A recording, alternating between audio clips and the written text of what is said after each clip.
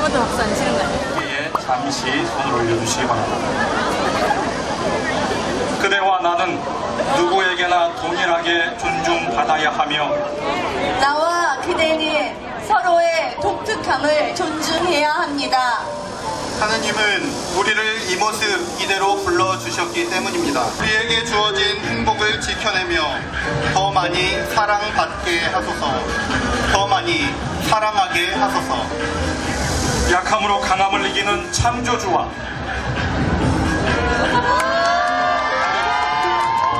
참 사랑인 예수 그리스도와 이 자리와 이곳에 모인 모든 이들의 삶에 사랑과 평화의 은총이 넘쳐나게 하옵소서. 이제 사실 성경은 굉장히 방대하죠. 동성애에 대해서 말하고 있는 구절은 7군데 정도 돼요. 다양한 해석의 여지들이 있습니다. 그 사랑으로서의 동성애를 말한다기보다도 그 당시에 굉장히 폭력적인 동성 성행위 같은 아니면은 뭐 성폭력에 대한 이야기로 볼 수 있는 여지들이 굉장히 많이 있고요. 이런 다양한 해석 가운데 무조건적으로 죄다, 그러니까 처벌받아야 되라고 그냥 법 조항을 규정해 놓는 것이 아니라 적어도 열어놓고 다양한 신학적 논의와 토론들이 이 안에서 이루어져야 된다는 거죠. 감리교 교단에 속해 있는 이동환 목사는 퀴어 축제에서 축복 기도를 하여 재판을 앞두고 있습니다. 이는 교단에 명시되어 있는 동성애를 찬성하거나 동조하는 행위를 하였을 때 라는 조항을 어겼기 때문인데, 감리교 교리와 장정에 쓰여 있으며 이를 어겼을 시 소속 목회자로서 처벌받는다는 것을 인지하고 있었음에도 불구하고 퀴어 축제에 나아가 축복 기도를 한 것이 어긋난다고 생각하지 않는다는 것은 다소 무리가 있어 보입니다. 인터뷰 내용을 보면 동성애에 찬성하는 입장임에도 불구하고 찬반 논점에 대한 질문은 막상 회피해버리는 모습을 보입니다. 동성애자라고 성도가 아닌 것은 아니며 교회에 찾아온 그 누구든지 간에 성도로서 다하고 축복 기도하는 것은 당연합니다. 하지만 교회에 찾아온 성도에게 축복 기도하는 것과 동성애 축제에 가서 동성애의 문화를 축복 기도를 하며 행사에 참여하는 것은 심히 다른 문제라고 볼 수 있습니다.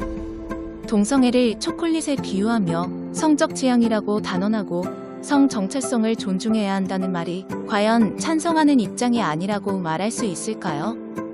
기독교는 동성애자를 반대하는 것이 아니라 동성애를 반대하는 것이며, 이는 성경에 동성애를 하지 말라고 하나님께서 말씀하셨기 때문입니다. 누구든지 여인과 동침하든 남자와 동침하면 둘 다 가증한 일을 행함인즉 반드시 죽일지니 그 피가 자기에게로 돌아가리라. 레위기 20장 13절 말씀. 이렇듯 성경에 정확히 명시되어 있음에도 불구하고 성경은 방대하며 다양한 해석이 가능하다는 주장을 하는 것은 가히 위험한 발언이 아닐 수 없습니다. 성경을 있는 그대로 보지 못하고 다양한 해석, 사람의 생각이 들어가는 순간 그것은 하나님의 말씀이 아니게 되는 것입니다. 성경의 말씀대로 동성애를 반대하고 동성애자들을 위해 기도하며 탈동성애를 돕기 위해 노력하는 사람들에게 비난과 혐오, 차별 프레임을 씌우고 보수적이며 잘못이라는 말을 퍼뜨리는 모습이 과연 말씀을 바탕으로 행동하는 것인가 의문이 듭니다. 하나님의 이름을 내세워 예수님의 자세를 들어 동성애를 성적 지향이라 칭하는 모습을 보며 제가 다 두려운 가운데 어찌 감당하시려고 하시는지 참으로 안타깝습니다. 지금이라도 회개하고 돌이켜서 하나님만을 섬기시기를 바랍니다. 저는 이제 기독교 대한감리회에 소속되어 있는 구성감리교에 담임하고 있는 김요한 전도사입니다. 어떤 사람들이 이제 물어봐요. WCC, NCCK에 소속되어 있는 감리교회 왜 있으십니까? 라는 물음을 제가 많이 듣습니다. 저는 그걸 반대하고 있음에도 불구하고 왜 감리교회에 있는가? 이 감리교회 원래 뿌리는 존 웨슬리 휘필드 목사님이에요. 그분들이 불쌍해서 있어요. 아펜젤로 목사님이 불쌍해서 있는 거예요. 그리고 무엇보다 우리 감리교 성도들 중에 리어카에서 1,000원에 3킬러짜리 양말 팔면서 그렇게 모은 돈을 하나님 앞에 감사원금 11조 드립니다.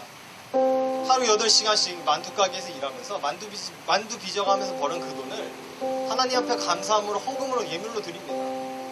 그러면 교회는 그걸 교단 본부에다 분담금으로 일정금을 내야 돼요. 그 부담금 중에 일정 부분 1년에 1억 5천만 원 이상 NCCK로 갑니다. 종교다원주의를 주장하고 예수 그리스도에도 구원이 있다라고 주장하는 가증한 무리들한테 우리 성도들이 피땀 흘려버려서 하나님 앞에 감사함으로 드린 그 예물이 지금 그들에게 가고 있습니다. 1억 5천만 원 뿐이 아닙니다. 그들의 활동비, 경조사비, 그리고 각종 술판 잔치 벌이는데 우리 감리교 성도들의 헌금이 들어가 있어요. 감리교 이거 한두 교회가 탈퇴해서 될 문제가 아니에요. 이거는 변화돼야 됩니다. 회심의 역사가 일어나야 돼요. 이번에 퀴어 축제에 참여한 감리교 모 목사님이 그걸 지지하는 기독교에 대한 감리의 본부 선교국에서 지지하는 성명서를 냈어요. 근데 교회는 결코 망하지 않는다는 확신을 가진 이유는 동일한 날 오늘 전국 평신도 단체회비에 감리교 평신도 단체회비에서 NCCK의 행동에 대해서 반대하는 성명서를 냈습니다. 교역자가 죽었어요. 성도가 살아있습니다. 여러분들 가운데 여러분들은 근본주의다, 길바닥에서 들어놓고 극단적이다라고 얘기하는 사람들이 있을 거예요.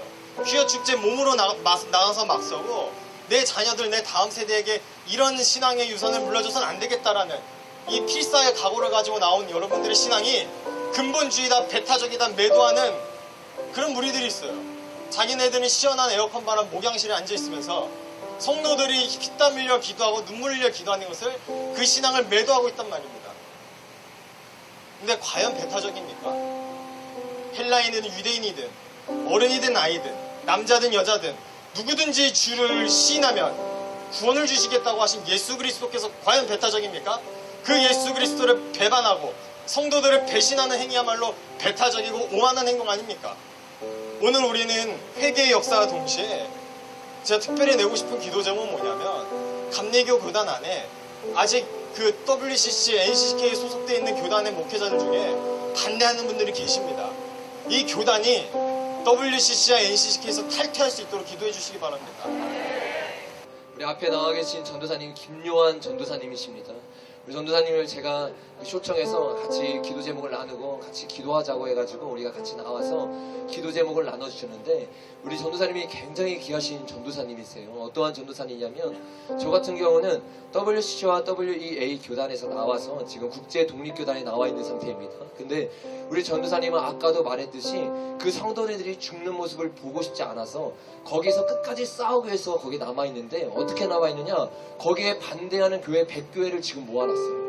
그래서 감리교회에서 그 NCCK 반대하는 그 교회들이 100교회 정도 모이는데 그 교회들이 이제 실제적으로 나가서 그들과 싸우고 그들과 외치고 그 안에서부터 개혁을 시작하려고 싸움을 준비하고 있습니다.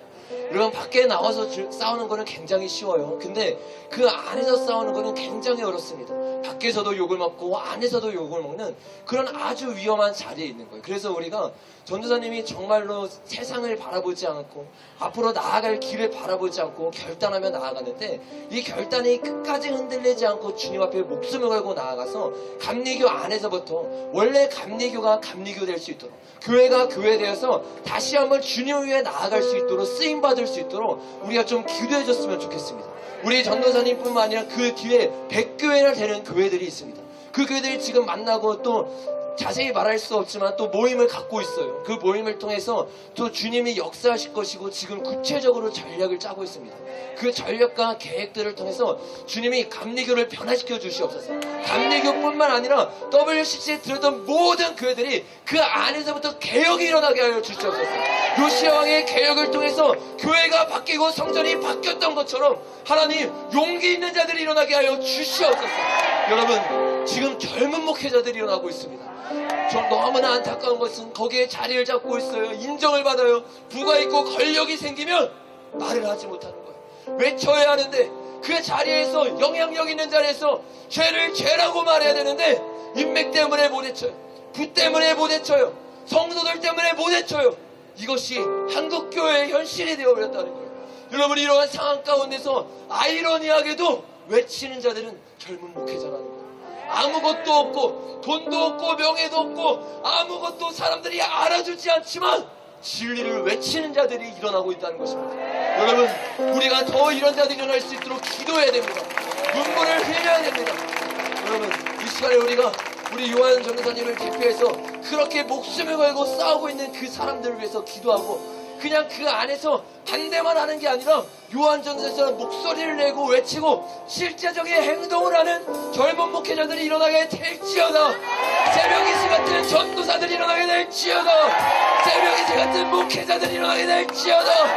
살기 위해 주 따르지 않고 죽기 위해 주를 따르는 목회자들이 지금 이 시간 일어나게 될지어다. 우리가 이런 기도 제목 붙잡고 주여 세 번 외치고 기도하며 나아가겠습니다.